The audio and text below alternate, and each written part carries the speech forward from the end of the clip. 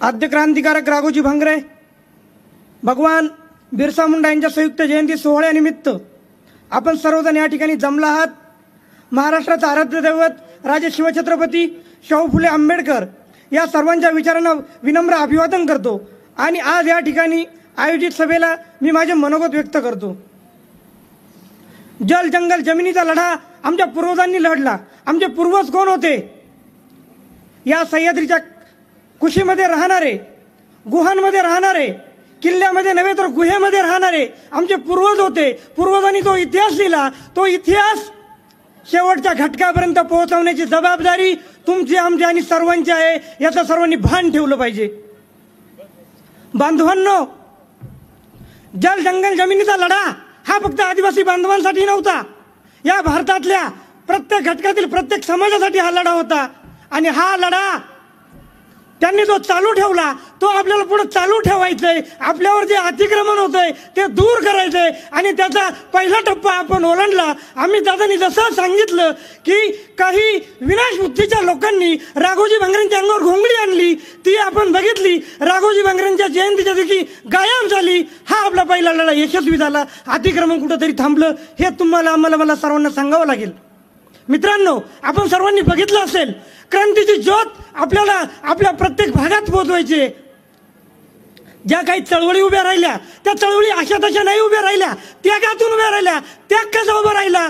लोकांनी आपले बलिदान दिलं, त्याची जाणीव म्हणून आपण सर्वजण प्रत्येक वर्षी त्यांच्या जयंती पुण्यतिथी उत्साह साजरा करत असतो आणि त्यांच्या विचारांची प्रेरणा घेऊन पुढे जात असतो, पुढची पिढी घडवत असतो, पुढच्या पिढीचा नवा मार्ग दाखवायचा असतो। तो मार्ग दाखवण्यासाठी आपण सर्वजण या ठिकाणी आलो आहोत। बांधवांनो, आपण बघितलं असेल 4 दिवसापूर्वी एक मायकेल जॅक्सन आला होता। मायकेल जॅक्सन इकडून तिकडून फेऱ्या मारत होता आणि लोकांना सांगत होता याव केलं आणि त्याव केलं। बांधवांनो, तो मायकेल जॅक्सननं समाजामध्ये भांडण लावायचं काम केलंय। मला सर्व बहुजन समाजातील बांधवांना सांगायचंय, जो काही राघोजी भांगरेंच्या पुतळ्याची विटंबना झाली त्यावेळेस आम्ही कुठेही पोलीस बांधवांना म्हटलं नाही की या बांधवांवर अॅट्रॉसिटी दाखल करा। आम्ही सर्वांनी सांगितलं की कायद्याची जी तरतूद असेल त्या तरतुदीनुसार गुन्हा दाखल करा। सर्वजण सुशिक्षित आहात, माहितीचा अधिकार काढा, पोलीस स्टेशनला अर्ज द्या, तिथले CCTV चेक करा।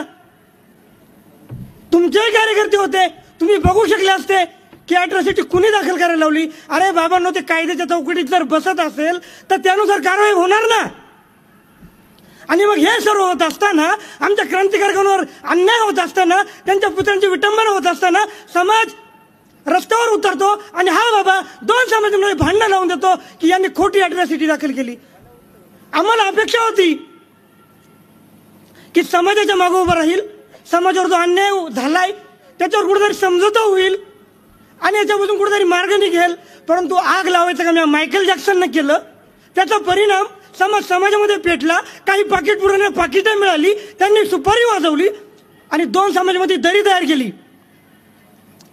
मला अमित दादांना, वैभव भाऊंना आणि मारुती मेंगांना सांगावंच वाटतं, समाजावर जेव्हा जेव्हा अन्याय होईल तुमचे राजकीय झेंडे बाजूला ठेवा, पण या समाजासाठी एकजुटीने तुम्हाला उभं राहावं लागेल आणि ही जबाबदारी आपल्याला स्वीकारावी लागेल।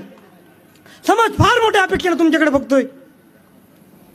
बांधवांनो, देवगावला जिथं आपल्या आद्यक्रांतिकारक राघोजी भांगरेंची जन्मभूमी आहे, त्या जन्मभूमी मला एक गोष्ट का सांगावीशी वाटते, कारण समाजामध्ये विष पेरण्याचं काम हा मायकेल जॅक्सन करतोय म्हणणं, याची मला पुन्हा आठवण करून द्यावीशी वाटते। पुतळा बसवायचा की नाही बसवायचा याबाबत जेव्हा देवगावमध्ये मीटिंग ठेवली, ग्रामसभा ठेवली, मी 8 दिवस तिथं बसून होतो पुतळ्यापाशी। माझं एकच काम होतं की मला पुतळा उभा करायचा होता आणि राघोजी भांगरेंचं जे काही स्मारक पूर्ववत होतं तसं बघायचं होतं। मी माझ्या बांधवांना सांगितलं मी 8 दिवस माझ्या गावी जाणार नाही, मी देवगावला थांबल। अख्या देवगावकरांना माहिती, हा पोपट चौधरी 8 दिवस तिथे बसलेला होता। ते स्मारक पूर्ण करून घेतलं त्याच दिवशी मी घरी झोपायला गेलो, तोपर्यंत मी तिथंच होतो। बांधवांनो, जेव्हा एक ग्रामसभा होती तेव्हा एक काळ्या काचाची स्विफ्ट गाडी यायची। कोणाची? मायकेल जॅक्सनच्या कार्यकर्त्यांची। आणि कार्यकर्त्यांना काय सांगायचे, तुम्ही आमच्या बाजूने बोला, तुमच्या वडीला 2 बोकड, तुम्ही आमच्या गाडीत बसा, तुम्हाला 1 बॉक्स, जो खात नाही त्याला पुलाच्या पलीकडे पनीरची भाजी। अरे किती हा येड्यापणा!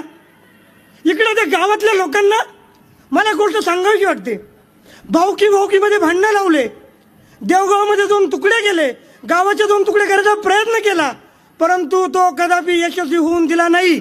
गावकरी ठाम होते, आमचे आद्य क्रांतिकारक राघोजी भांगरे हे असे दिसत होते आणि त्यासाठी जो स्मारक बांधला होता तो आमच्या पै 1-1 रुपया जमा करून बांधला होता. आम्हाला तेच राघोजी भांगरे हवेत, आम्हाला घोंगडीवाले राघोजी भांगरे नको आहेत. आम्हाला गोपीचंद पडळकरांनी तुम्हाला ज्या सूचना दिल्या, तुम्हाला जे पाकिट दिलं, त्या पाकिटातून तुम्ही जी संकल्पना मांडली ती संकल्पना आम्हाला नको आहे. हा जनतेचा संदेश होता, तो या लोकांनी म्हणजे सर्व ग्रामस्थांनी हाणून पाडला आणि पुन्हा ते स्मारक जसंच्या तसं उभं राहिलं. माझी सर्व बांधवांना विनंती आहे, ॲट्रॉसिटीचा मुद्दा 2 समाजामध्ये भांडवल लावण्यासाठी या मायकेल जॅक्सन पाकिट पुढाऱ्यांमार्फत पोहोचवला, परंतु तो उद्देश तसा नव्हता. त्याचा उद्देश एकच होता की जे काही चुकीच्या पद्धतीनं काम चालू होतं, ज्या चुकीच्या पद्धतीने पुतळा काढून ठेवला होता तो काढला नव्हता, तो JCBनं लोटला होता. त्यांना जर सांगायचं होतं ना आम्ही व्यवस्थित काढून ठेवला होता, दाखवा ना मग व्हिडिओ.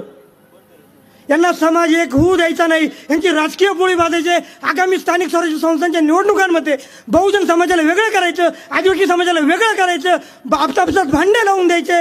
अरे हा बाबा, तालुका नव्हे राज्य पेटवायची वाट बघत होता की का नाही राज्य पेटलं? मला सांगायचं समाजाला, अरे तू राज्य पेटवायची वाट बघत होतो. मी या बांधवांना सांगणार आहे, आज एका लिंगदेवच्या कुठल्या तरी एका माणसाच्या 2 ह्या बाबांना कानफाडीत मारली. आता जशाल तसं उत्तर द्यायला शिका. ह्या मायकेल जॅक्सनचं जास्त झालं. समाजावर अन्याय तर करतो, बांधवांना मारतो, मारलं का पोलिसांना फोन करून सांगतो 1000 रुपये होता.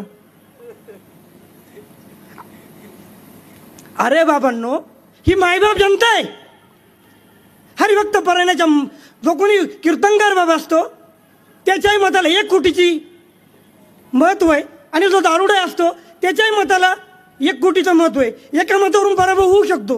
ही मायबाप जनता आहे, यांची सेवा करण्यासाठी आपण मैदानात आलो आहोत. त्यांची सेवा करा ना. आलाच एखादा दारुडा तर त्याला समजून सांगा, आलाच एखादा वेडा झाडा तर त्याच्या पाठीवरून हात फिरवा, का त्याच्या कानामागं मारायची? चुकीचं आहे ना. आणि हे जर आपण आज समाजाला सांगितलं नाही आणि समाजाने जर तुडवलंच बाबा तर महाराष्ट्र पेटेल. आमच्या साहेबाला मारलं, विदर्भातून वेगळे आंदोलन करा, औरंगाबादला निम्मे आंदोलन करा, पक्षाचे. हा महाराष्ट्र पेटणार नाही. हा महाराष्ट्र शांततेत आहे आणि स्टेजवर बसलेले पुरोगामी विचाराचे लोक आहेत. हे लोक कधीच महाराष्ट्र पेटू देणार नाही, याची सर्वांनी खबरदारी घेतली पाहिजे. या ठिकाणी असंख्य पत्रकार बांधव आले. बऱ्याच पत्रकार बांधवांना देखील माहिती आहे की सत्य परिस्थिती काय आहे. पत्रकार बांधवांना एकच विनंती आहे, हा पुरोगामी विचार आम्ही घेऊन पुढे जात आहोत. असा पुरोगामी विचार तुम्ही समाजासमोर आमचा ठेवा. हा सर्व समाज तुमच्याकडे एका वेगळ्या आशेने बघतोय. ह्या समाजाचा भलं होतो असताना तुम्ही केंद्रस्थानी आहात आणि केंद्रस्थान बळकट करण्याचं काम हा लोकशाहीचा 4था स्तंभ म्हणजे माझे सर्व पत्रकार बांधव आहेत, तेही या ठिकाणी उपस्थित राहिले. त्या सर्वांचं मी आभार मानतो. पुन्हा एकदा सांगतो, दादांनी केलेल्या आव्हानाला मायकेल जॅक्सनने घोंगडी बाजूला केली, त्याच्यासाठी एकदा टाळ्या वाजवा. घोंगडी बाजूला केली त्याने. आणि यापुढं वैभव भाऊ, अमित दादा आणि मारुती मेंगा साहेब, तुम्हा सर्वांना विनंती आहे, समाज जेव्हा अडचणीत येईल, निम्म्या रात्रीला तुम्हाला रस्त्यावर यावं लागेल, हे विसरून चालणार नाही. संयोजकांनी मला जी काही बोलण्याची संधी दिली, मी सर्वांचं आभार व्यक्त करतो. पुन्हा एकदा शाहू फुले आंबेडकरांना प्रणाम करून मी माझे 2 शब्द संपवतो. जय हिंद, जय महाराष्ट्र, जय आदिवासी. सगळ्यांच्या भावनांचे आदर करत पोटभाऊ चौधरी यांनी जे भाषण केलं, एक कवितेचे घाम गाळीला ज्ञान येते येथून उठतील नेते, ही एका बाजूला. आणि त्यांनी सांगितलं 10 दिवस पुतळ्याच्या आंदोलनात मी उठलो नाही तिथून. आंधी आती थी मगर कभी ऐसा न हुआ, छाट से टूटकर पत्ता कभी अलग न हुआ.